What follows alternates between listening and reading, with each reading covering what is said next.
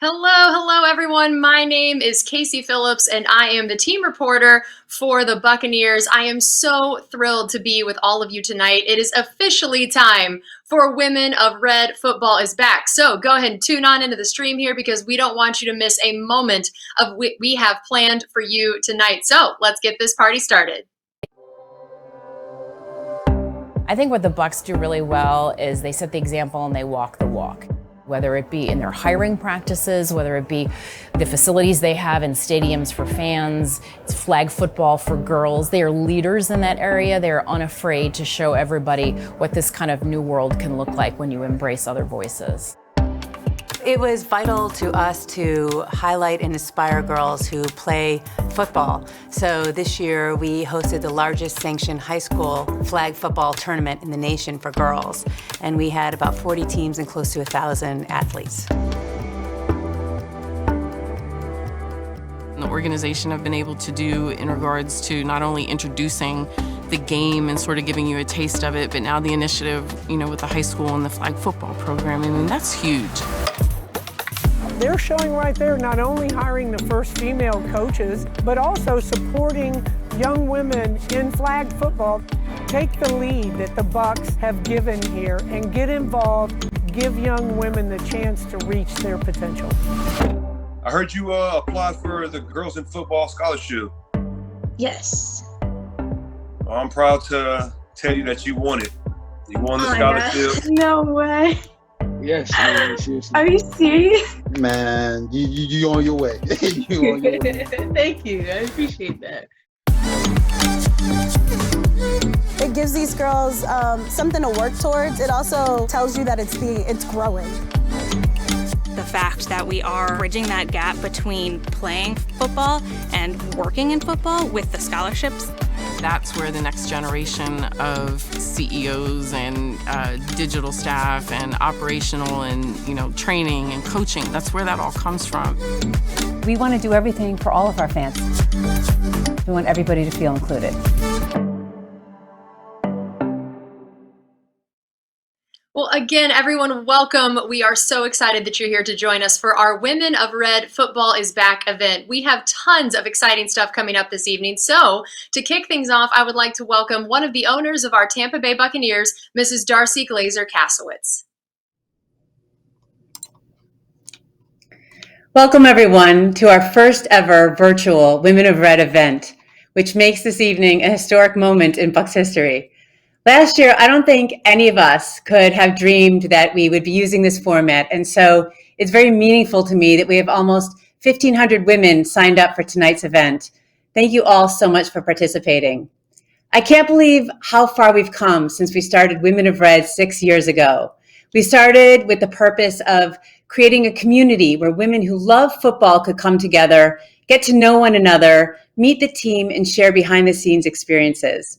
And over the past 6 years, this group has grown exponentially and in so many unbelievable ways.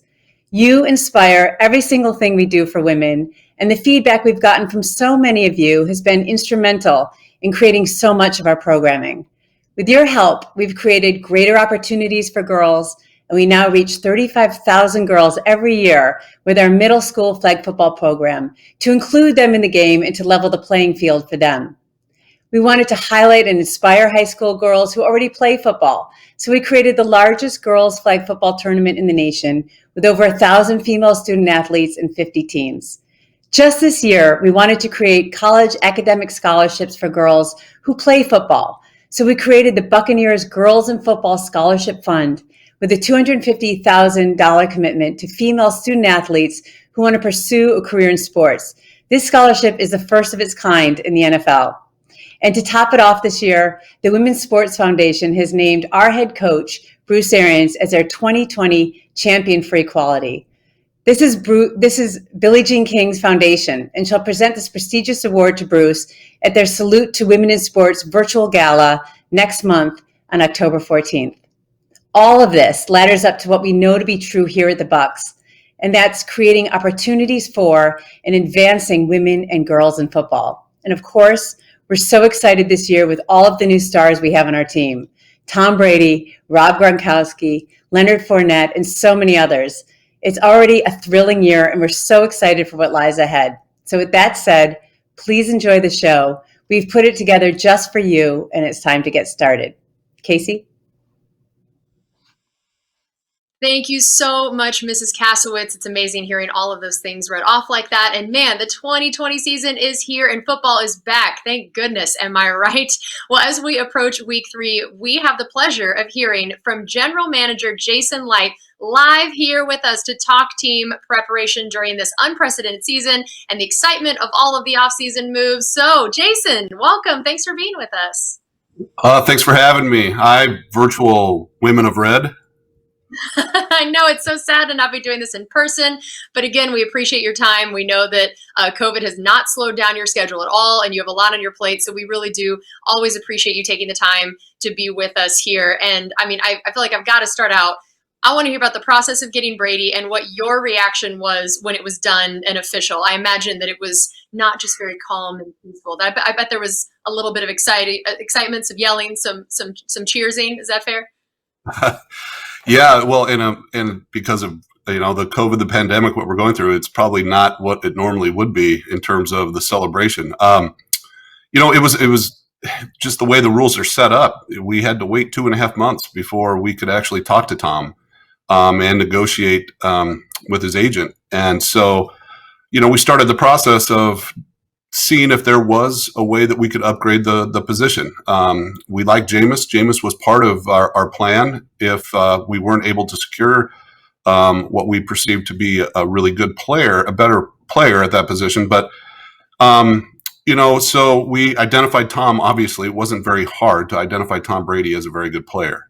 But we had to wait, like I said, 2.5 months before we could engage. I spent time with New England, 6 total years with Tom there, 2 different tenures of mine, but went to the playoffs 4 times with him, won a Super Bowl there, went to 2 Super Bowls while he was there. And if you would have told me back then that, in a few years here, you're going to be the general manager of the Tampa Bay Buccaneers and you're going to be signing Tom Brady, I would have told you you're nuts. But so the fact that we were able to do that, I was beyond thrilled. I won't say I was shocked, because we know Tom's a smart guy, and we thought a smart move would be for him to want to choose the Buccaneers, and he did. So we were all thrilled, to say the least. Yes, absolutely. Like I know all of us were as well. And I wanted to hear about the running back room. I mean, Rojo's back, but otherwise you have completely made over that room. And I wanted to hear what made you want to go after each of those new running backs, and in particular, how impressed you've been with how quickly Fournette has contributed. Well, we have a lot. We hold Rojo in high regard, and we think that he's been so far this year through camp and the 2 games so far has been playing his best football, and we see that continue to him continue to get better and better. We had an unique opportunity to get Leonard Fournette. Those opportunities don't come around very often. A very good player that wanted to be a Buc, and we took advantage of it. And he is a very competitive guy. He's a big running back that has great hands. He's smart. He's picking up the playbook quicker than a lot of guys would in that situation.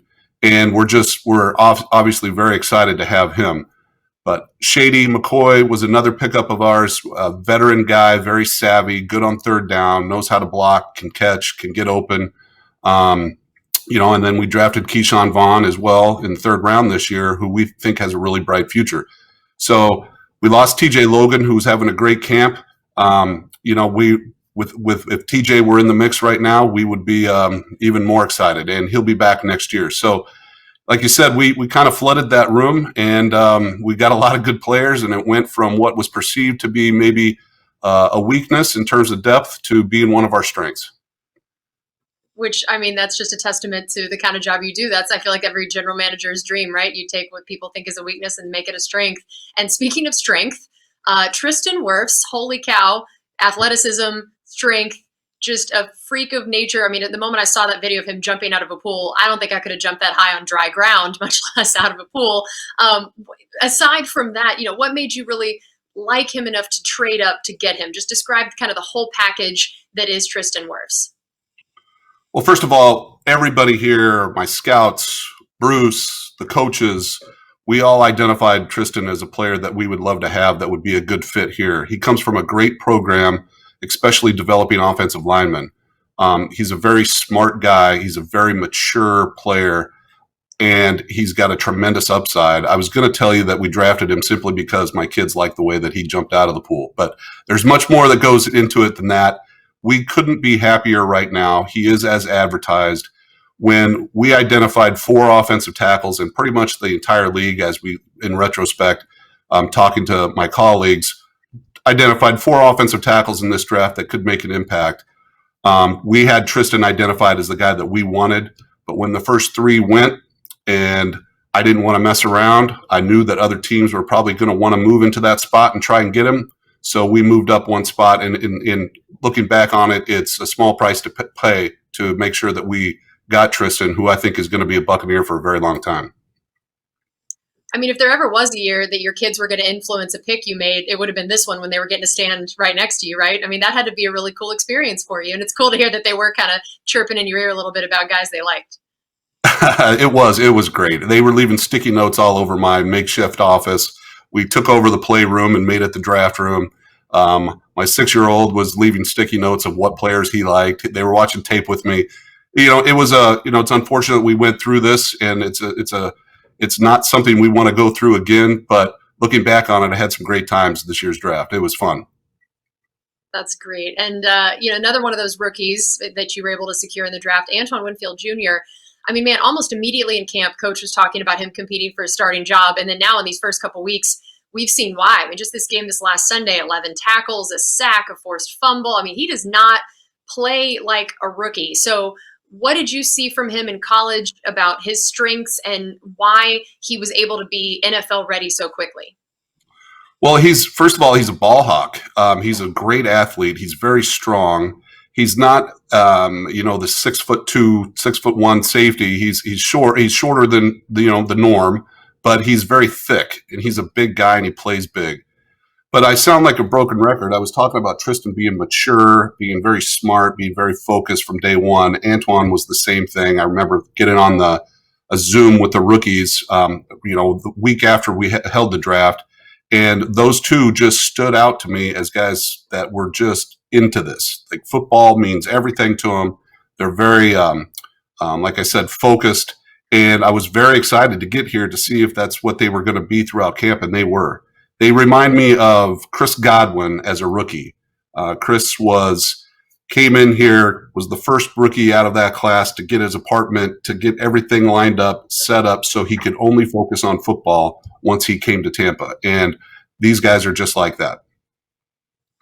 Yeah, and I've always loved that. I've told you in the past that if I had your job, we would definitely win the award for the nicest team. I don't know how good we'd be at football, but what I love is that you really have always prioritized, like you talked about, the maturity and who these guys are off the field. And I can absolutely attest to that, being in the locker room with them, that you put together an amazing group of guys. So I know that myself working here and as a Bucs fan have always appreciated that and made it even more where I love rooting for the team. And looking at this rookie class, it just is another example of that. And I mean, man, talk about putting them to the test in terms of that maturity, in terms of who they are off the field, having to be a rookie in this COVID year.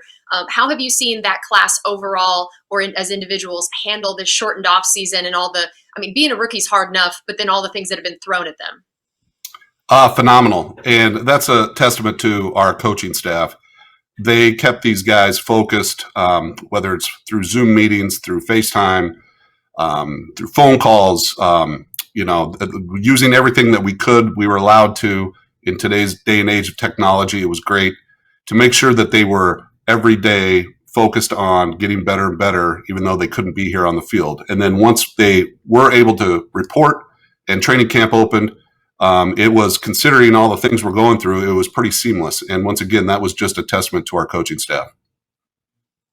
And how important was it for you to keep the core of this defense, and particularly front seven, together? Because a lot of times I think, we look at general managers and think about who you're going out to get, but keeping people can be just as important, if not more important. So where did that land on the priority list for you this offseason, and how important has it already been, have you seen, to have been able to do that?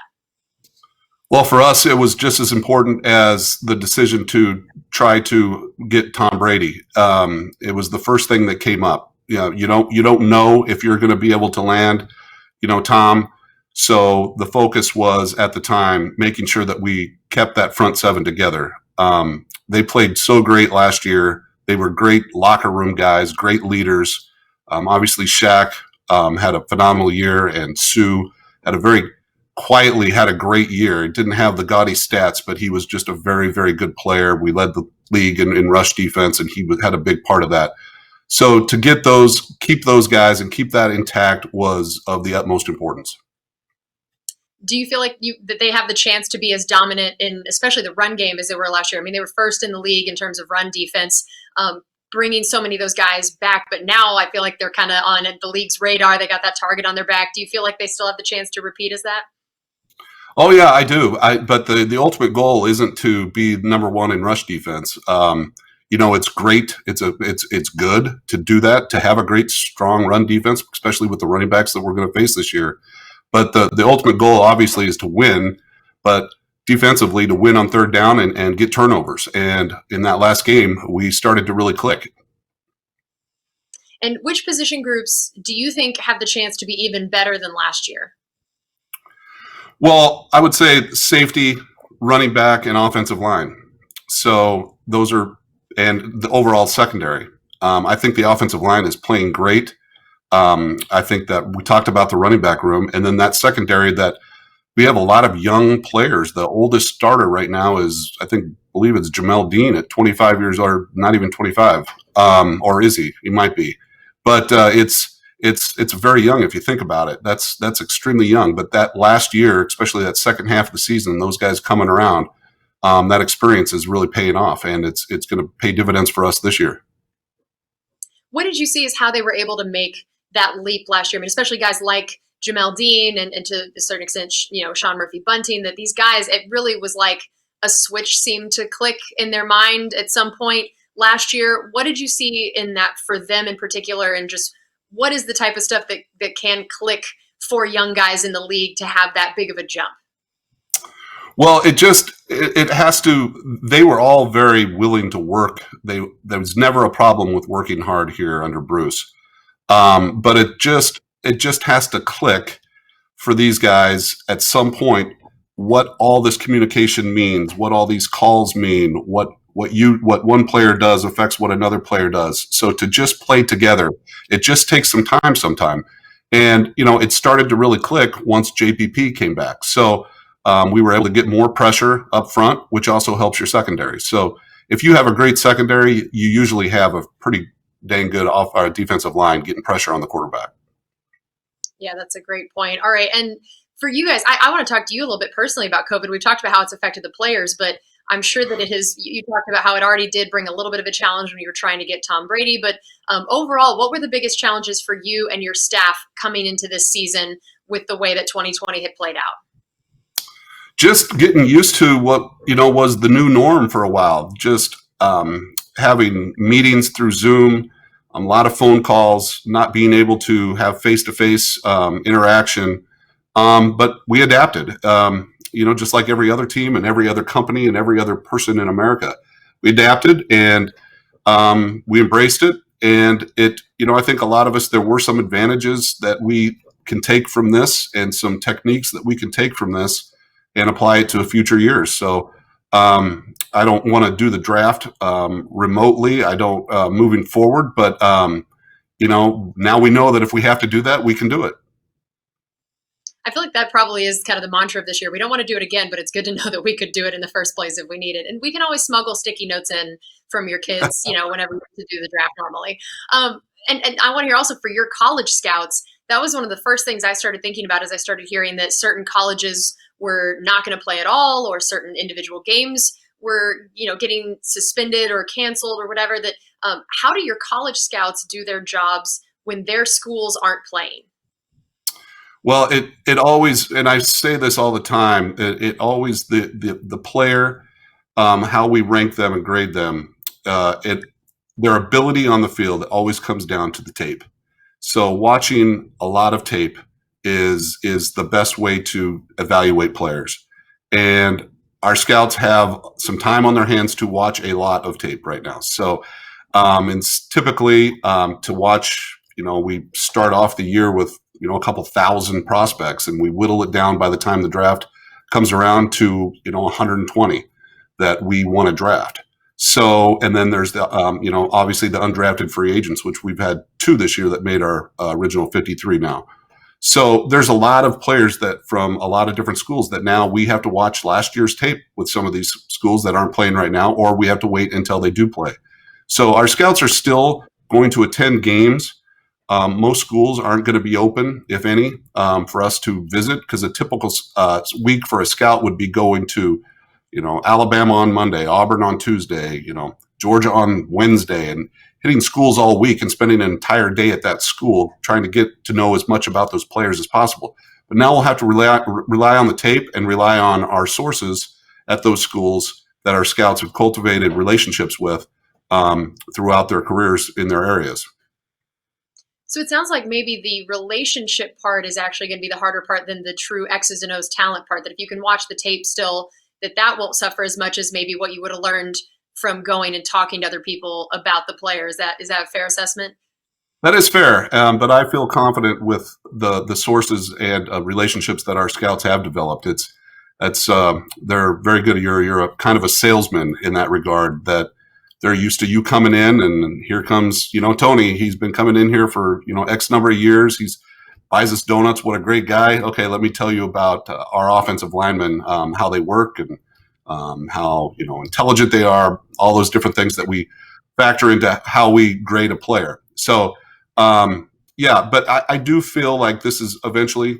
I don't have a crystal ball, but this will clear up, and I think before next year's draft, we'll have ample time to get in front of these players, whether it's the combine or all-star games, to get the work done that we need. So I'm not stressed about it. I love this staff that we have. I love this coaching staff that we have, and I'm sure that we'll put together another good draft next year. Absolutely. And we'll close with this one. The Bucs have really led the way for opportunities for women on the football side. Can you tell us a little bit about how this has become such an organizational priority for you guys on the football side? Well, our priority, our ownership is awesome in this regard. They want me to hire the best person available. But we also want to be all inclusive. And it's really over the last few years, especially working since I've known Bruce when he was in Arizona, it's opened my eyes that I don't have to hire people like me. There are people out there that can do a great job that aren't necessarily a white male. And I've known that. It's just now we look under every bush and kick the weeds, and we are finding Jackie Davidson, who's our director of football research, who has already made a big impact in some of the things that we've done, including Leonard Fournette's contract. Carly, one of my scouts, she was the one that found Cam Gill, who was one of our undrafted free agents that made it out of Wagner. I can't think of a player that's ever made it out of Wagner. And I didn't think that undrafted free agents were going to have much of a chance to make our team this year because of the off season that was canceled and the fact that we have a very talented roster. But, that's hats off to her. So good people come in all shapes and sizes and colors. And I feel like we have a great group right now. And I look forward to adding to that. That is awesome. Well, thank you again so much for joining us. We really appreciate your time, and just thank you for everything you do for the organization, and good luck on Sunday. Thank you.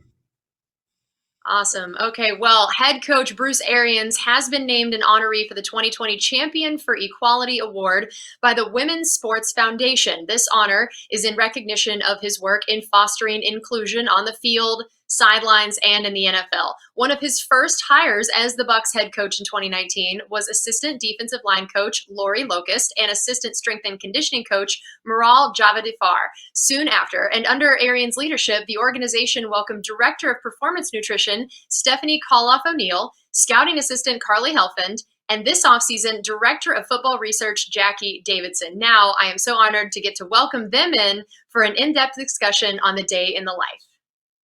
Thank you all so much for joining us for this event. We really appreciate you guys taking the time. We know during the season, your schedules are crazy. And but I'm so excited that everyone on this event is going to hear from all of you amazing women. And you're just so inspiring and incredible at all of your jobs. So first of all, I want to just let each of you introduce yourselves a little bit. So take some time to tell what you do to team and just a little bit about your path to getting here so everyone feels like they know you a little bit. So Stephanie, why don't we start with you? Great. Hi, everyone. My name is Stephanie Kolloff O'Neill. I'm the Director of Performance Nutrition here for the Tampa Bay Buccaneers. I started working as a sports dietitian at Auburn University, spent some time at Texas A&M before arriving here with the Bucs. Okay, and then MJ, how about you? My name is Maral Javadifar. I'm an assistant strength and conditioning coach, and I was formerly at Virginia Commonwealth University in Richmond. I'm one of 5 strength coaches, and I assist collectively as a staff. We work on getting these guys stronger, bigger, faster, but also looking at their individual capabilities and trying to make it work the best we can. Okay, Lo, how about you? Hi, I'm Lo Locust. I'm the assistant D-line coach here for the Buccaneers. My coaching journey spanned now about 14 years. Started playing and then took it to high school level, semi-pro, the whole way up to being able to do Birmingham with the AAF and then internship with the Ravens, and then was hired here, thankfully in Tampa Bay. And I'm the proud recipient of all of MJ's hard work with the D-line so we can dominate the league. Okay, and Carly, how about you? Hi, everyone. I'm Carly. I'm a scouting assistant with the Buccaneers. Basically, we deal with both the pro and college side, and we assist with our scouting department doing various things like pro days, cut-up tapes, and we have our own schools as well. I previously worked at the University of Pennsylvania in recruiting, and I am entering my 2nd season with the Buccaneers. Okay, and Jackie, how about you? I'm Becky Davidson, originally from Tuscaloosa, Alabama. Felt the need to say that when Stephanie said she worked for Auburn. I'm the director of football research. I've been in the league for, I guess, almost 15 years on and off now. Initially interned at the league office for the management council, worked for the Jets for 11 years, and going to my 1st year with the Buccaneers. That is awesome, and we are so excited to have you here. It's a perfect segue. I wanted to hear for you, why was this organization such a good fit for you, your skills, your experience? Why was this? As far as a good fit for me personally, I think I got to know a lot of the people within the organization when I was with it just for a while. One of my former interns works here, and I've always been really impressed by the caliber of people that they have. I don't think you find anyone around the league that will say anything bad about the organization or the people that work there. So just the quality of the people within the building was something that was very attractive for me personally. And then professionally, this is sort of not a new department. They've had a director of analytics before, but kind of an untapped potential for team and kind of something that I can sort of make and mold. And that's an attractive challenge for me. Yeah, and tell us a little bit more about what that role means and what you love about it. That I know you love the challenge of it being new, but for the actual work itself, what is it that you love about that? Well, I've always been a numbers person. I started as an economics major. The innovation of it, I think there's so many things in this league that are very, there's not a big difference between a 6-10 team and a 10-6 team. So it's about sort of winning in the margins and trying to innovate and be better and find those little things that can make us better week to week. So it's really just taking numbers and data and helping us make more informed decisions as an organization. That's awesome. And MJ, I wanted to hear for you, what are some of the things that you have learned now after a full year working in the NFL? What are those big moments that you've learned, and maybe what you're most proud of that you've been able to accomplish as well?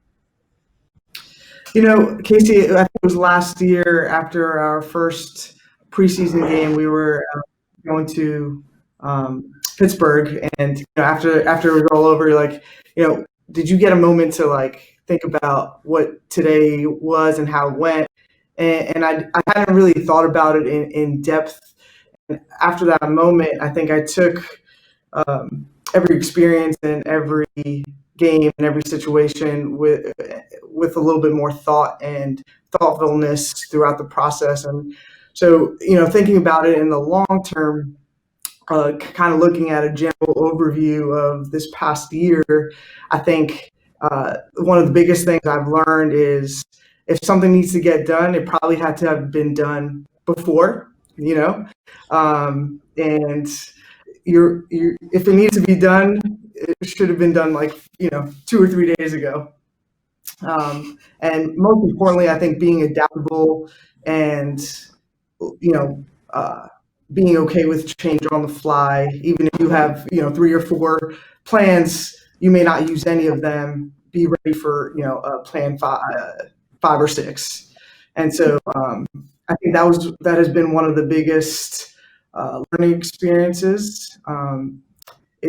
The attention to detail with elite athletes is incredible, and it's extremely necessary because they can do all the big stuff and hide the little things. And making sure we're staying on top of that collectively as a staff, I think, is paramount. Yeah, and you guys do such an amazing job of that. Carly, for you, what advice do you have for women that are maybe trying to get where you are, or just maybe to women in a predominantly men's field of any kind? Sure. Couple things. One, don't be afraid to use your voice and make your thoughts and opinions known. They're just as valuable as any male in whatever field you're trying to break into. I know for me personally, it started with talking to coaches and saying, hey, I want to watch film with you, and hey, I want to talk about what I think about these players. Never be afraid to do that. And also, it's okay to be wrong. Put yourself out there, and if you're wrong, you learn from it. And I think that's an awesome lesson to learn in anything, but really make your voice heard and know that it's okay to make mistakes, but your opinions are important to have a place at the table as well. Yeah, that's absolutely huge. That's some great advice. And Stephanie, I wanted to hear from you. The whole COVID, I'm sure, has affected all of your jobs immensely. But for you in particular, how has COVID affected the job you do, how you do it, and what are some of the ways that you have adapted to some of these new circumstances? We had some major changes with COVID, and it was really interesting to see it happen in a few different stages. So first, you had everybody in the stay-at-home factor, right? So a lot of us were impacted in ways that we were grocery shopping in our food supply chains. And so making sure that, we still had consistent ways for the guys to be able to get food, to get the fuel that they need and the quantities they need, right? When the grocery stores are limiting like 1 dozen eggs per week, and you're like, for a household, we've got guys that can eat 1 dozen eggs over the course of 2 or 3 days. So how are we able to really manipulate those to really get them the food that they need, the recovery that they need, because they were still training with our awesome strength staff while at home that whole time. Once we were phasing back into restaurants opening, how was that going to impact their food supply chain? Were they going to be getting food delivered to their house through like a food delivery service? Were they bringing back in a personal chef possibly? How were we able to assist those needs? And then as we were looking back to phase into the return to the building, we had a whole bunch of changes that we were looking at, from switching to a self-serve buffet to individual packaged meals to a serve buffet. We had restrictions on the amount of staff that we could have. So how can we maximize our culinary staff for them to feel really successful and efficient in what they're doing, to be able to then be efficient for the players and what they need and what their expectations are. And what's hardest for that is really the main rollout is right into preseason. So you go into the time when you have the most people in the building, you've got the most amount of meals. We're serving 4 true meals, snacks throughout the day. So what's the best way to be able to maximize really everyone's potential and everyone's need for food?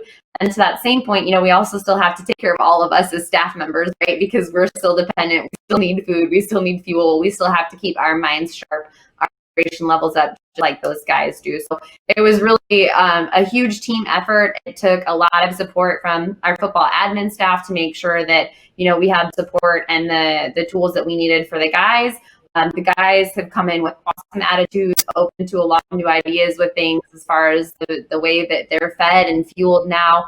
And it's actually been a really smooth transition. And I chalk that up to a really great team effort from our culinary staff, the guys with great attitudes, our football staff. Everybody's really chipped in to make the most of a unique opportunity to overcome a really tough situation.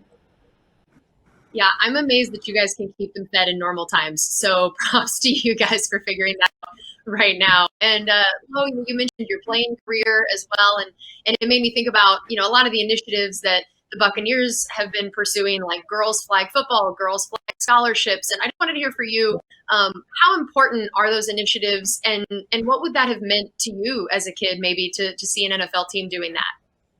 Oh, I mean, it would have meant everything to me. I mean, when I was a kid, I was one of the ones that you couldn't get out, couldn't get back in. I was outside all the time. I was always ripping and running through the neighborhood. And, it's a little bit different. I maybe have a few years on everybody on the panel right now.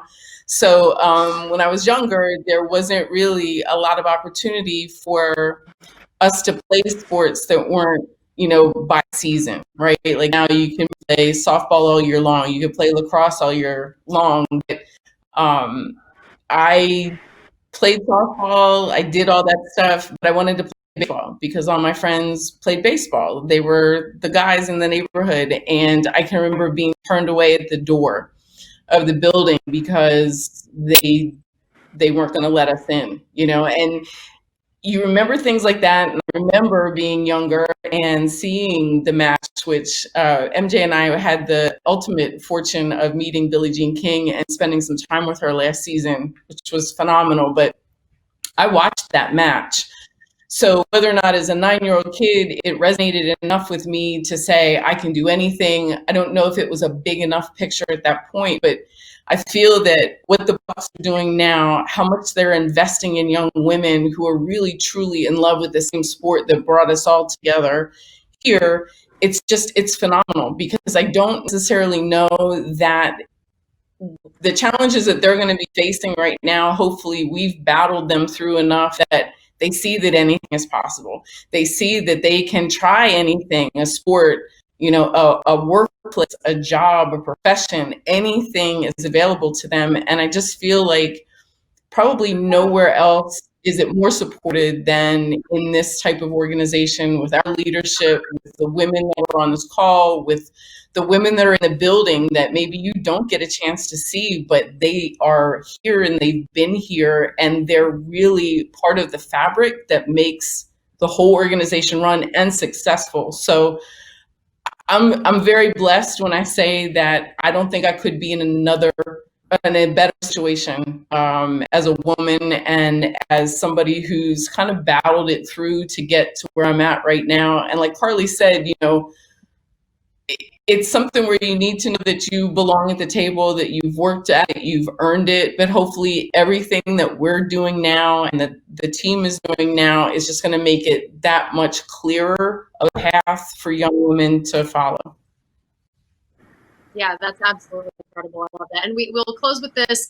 I know for each of you guys that you have had to work so hard to get to where you are. And I just wanted to hear a little bit about what motivates you, of what has made all of that work worth it, why you went through all of that. So Stephanie, why don't I start with you?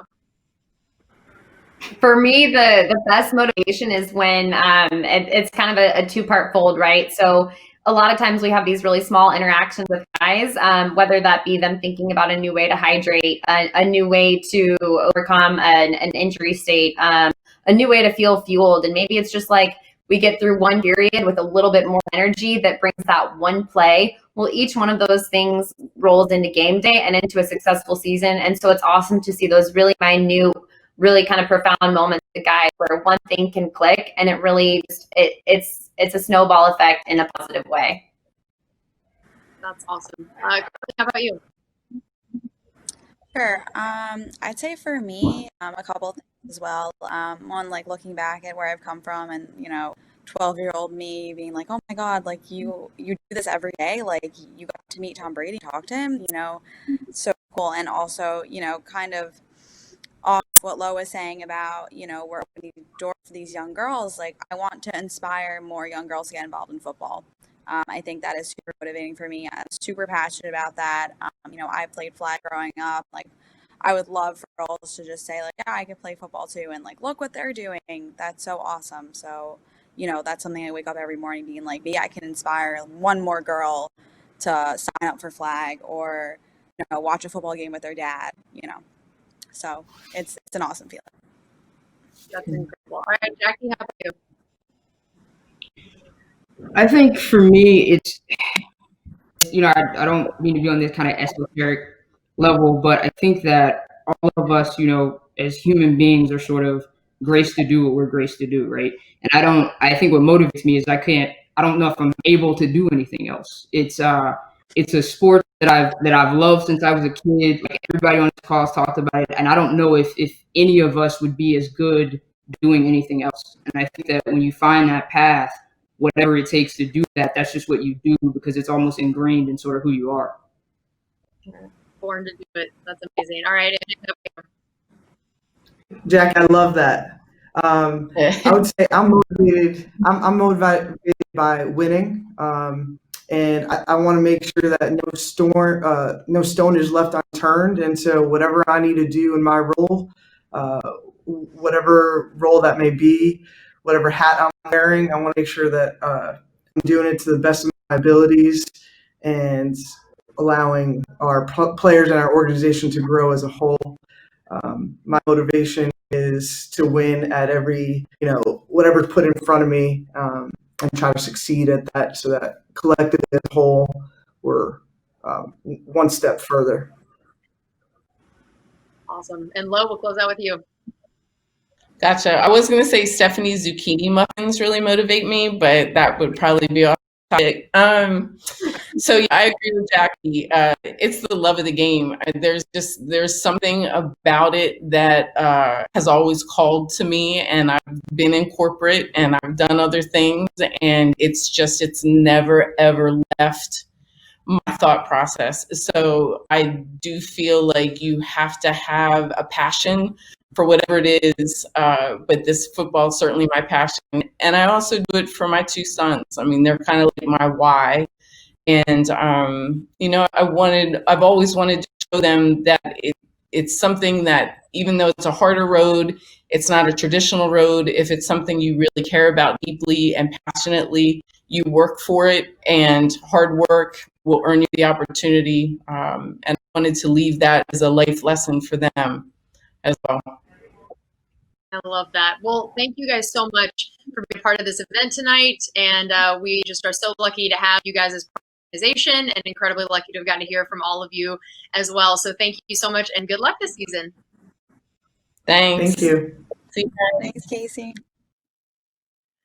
Well, thank you so much to those powerful women for leading the way and inspiring so many young women. I loved talking with them. I love working with them.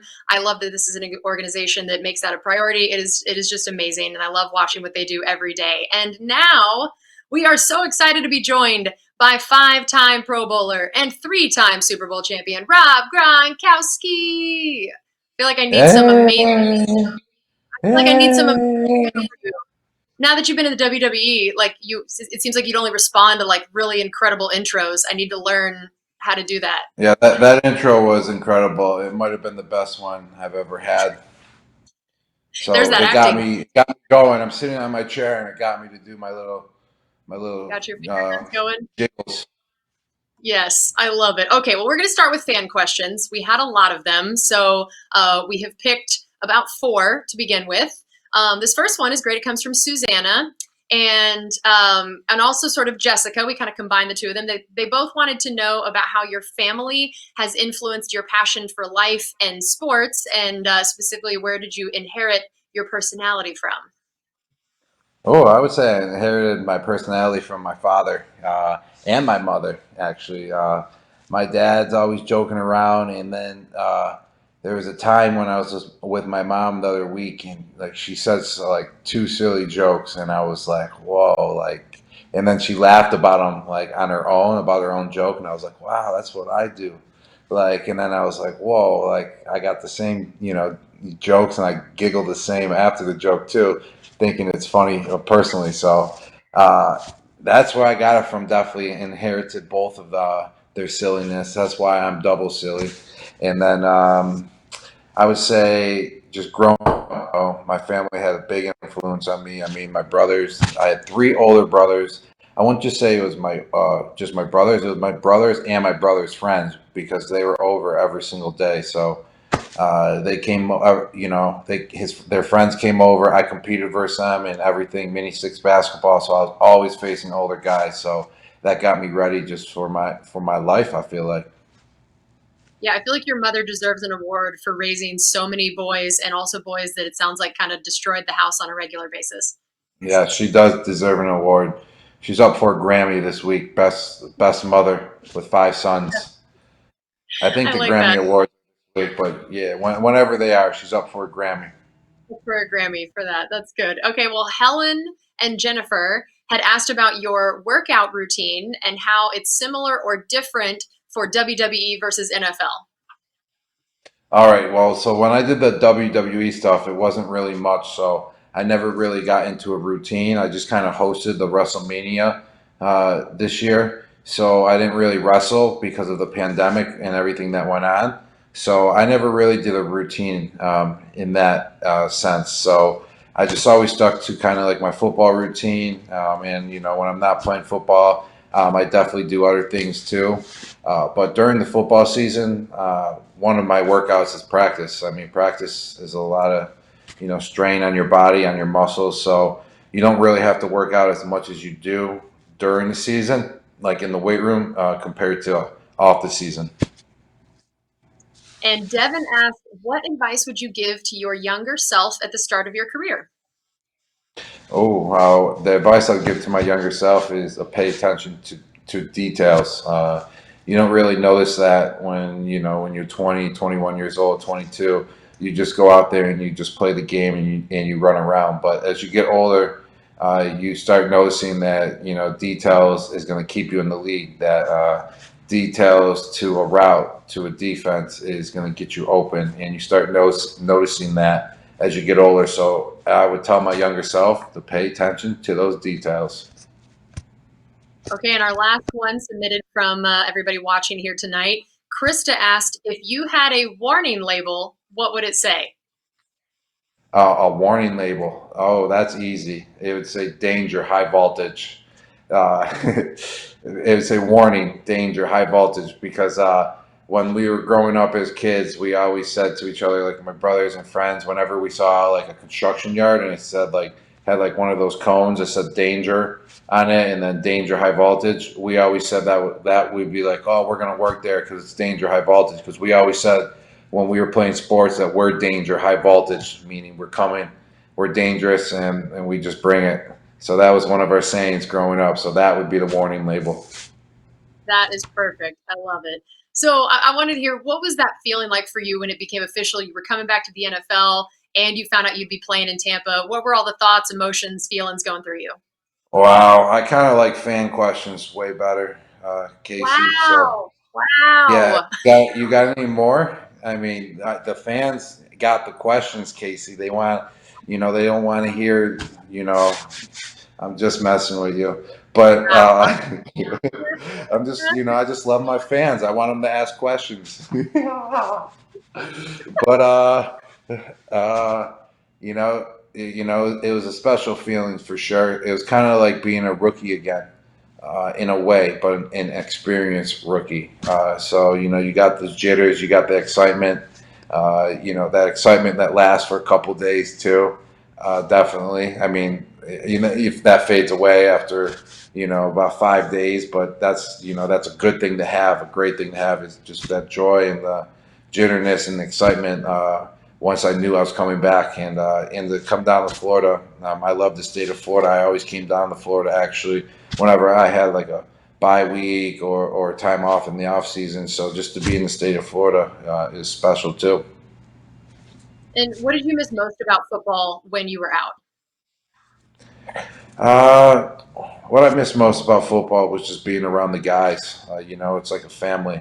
So, just being in that locker room, you just 50, 55 plus of us guys, just all hanging out every single day and just bonding. So when that is not around you really at all anymore, you miss that for sure, because it's like a special brotherhood to be a part of. It's real cool.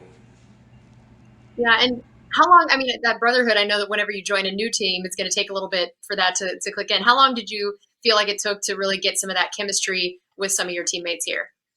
Oh yeah, definitely. At least like halfway through camp, for sure. I mean, there was the first week or two, I definitely felt like a new rookie again in a way, for sure. But about halfway through training camp, you start bonding with everyone. You start getting the feel of everyone, how they practice, how you you can get better with practicing with them, with techniques and everything with your teammates. So just learning the chemistry of each other.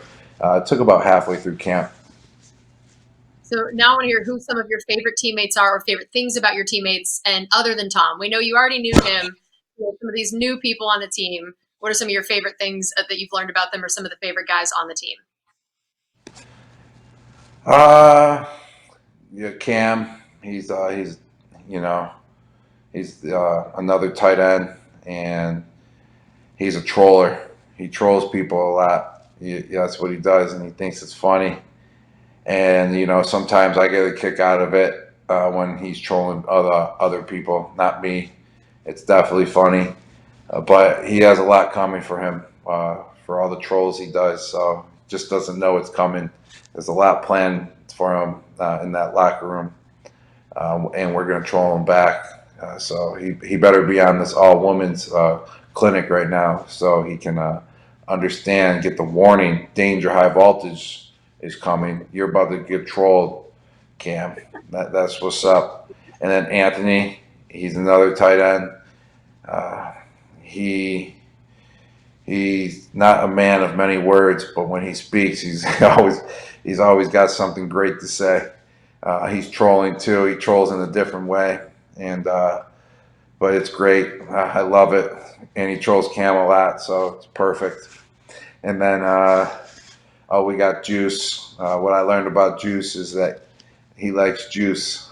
That's why he's called Juice, and he brings the juice. So I didn't know that. I just, it goes good because his first name is OJ, but we call him the Juice. He's the man. Yeah, and Awesome. There's a lot more, but I can go all day. That's great. You guys sound like you have such a fun room. Yeah, we do. And Shady Mccoy, he doesn't stop talking, and he's always going. I didn't know that he was such a debater. He's a debater, and he's really good at it, and he's great. He's the best guy to have around your locker room. He gets everyone going. That's awesome. Well, and I wanted to hear also, as you've gotten to know not only the players, but the coaching staff and everyone else around the building so far, what has it been like to get to meet, so many and see so many women in the organization as coaches, scouts, nutritionists, front office members, to see how many women are in all of those different positions? It's incredible. There are so many women in so many different positions here, and throughout the NFL, it's different. So when I got here, it was something that I've never seen before, with having a woman on the coaching staff, the strength and conditioning staff. I met a few that were in the NFL before, just not never been part of a team where a woman was a coach. But let me tell you, it's a great experience. It's a very positive experience. I have learned so much from the women that are on the strength and conditioning staff and the coaching staff. Just so much knowledge there is, and it's just amazing just to see that and to be a part of what they could bring to what they bring to the table of their knowledge of the game of football, and then also of your body, especially in the strength and conditioning world, just learning your body and new techniques and everything. So I love it. It's great, and it's wonderful to be a part of. That's awesome. And last one, what is Bruce Arians like as a head coach? Oh, Bruce Arians, he's great. The guy's always just getting the players to laugh. He's not a man of many words. He won't sit up there and talk for an hour, but he'll talk for a quick couple minutes, and he'll hit the main points, and he'll get his points across. And he knows his game of football. It's just great, going out there playing for him, and just going out there and going out in the games, out in the field with him, and just learning from not just him, but all the coaches overall in the organization. Just expanding my football knowledge and just going out there and just working it. But at the same time, it's fun. We go out there. We work. All the guys joke around, but at the same time, we work. We work hard, and we're just trying to get things done. That's all, baby. That's all. That sounds like Coach right there. All right, well, Rob, thanks so much for being with us. This has been awesome, and good luck on Sunday. All right, no problem. Bye, everyone. Thanks for having me on. All right. Well, we have had so much fun this evening, but before we go, we have a few surprise and special giveaways for our Women of Red attendees. That's right. We have 10 surprise raffle drawings for you. So our first giveaway is a women's custom jersey, and the winner is Vanessa Verandas. So congratulations. And we also have your work from home in style accessories kit. I got a couple of these given to me that I can show off to you guys here. So we have complete with a wireless charger, personalized notebook, wireless earbuds, and even more. And the winner for that is Marie Hoder. And our next giveaway is a Buccaneers Day at the Beach set, complete with a beach paddleball set, a 2-piece travel kit, and more. And the winner is Cynthia Lamb. And we have 2 more custom jerseys to give away this evening. The next 2 winners of their very own women's custom jersey is Tiffany Caudell and Janine Christie. So congratulations to you guys. And that's not it. We know that lately you've been watching lots of football with your crew at home, and we want to add to your home gating collection. So this set comes with Buccaneers cornhole boards, a bartender toolkit, and even more. And the winner for that is Marcy Kornfeld.